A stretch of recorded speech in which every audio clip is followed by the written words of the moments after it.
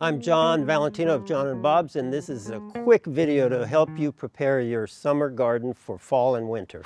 If you're interested in buying and planting anything because fall color is one of your main interests with that plant, then it's very smart to buy it in the fall. You can see exactly what the fall color is of the plant, and because some of them, like even a Chinese pistache, you can get a dud.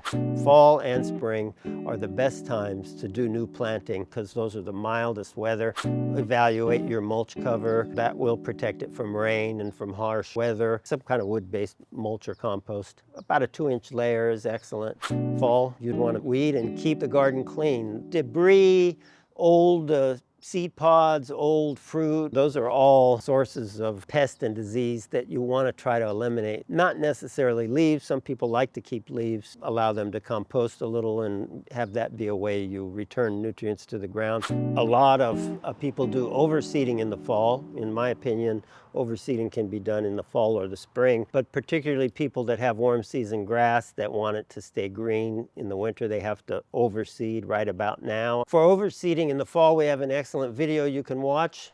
I like to do very early fall applications so we get these products to work and actually have a major benefit before they go into dormancy. In addition to that, feeding the grass, if you like to maintain color as long as you can, you need to feed now where temperatures are still high enough to activate the products you're applying.